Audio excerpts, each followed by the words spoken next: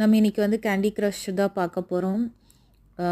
இதில் வந்து ஒன் ஷாட்லேயே வந்து நான் வந்து 195 1951 லெவல் வந்து நான் கிளியர் பண்ண போகிறேன்.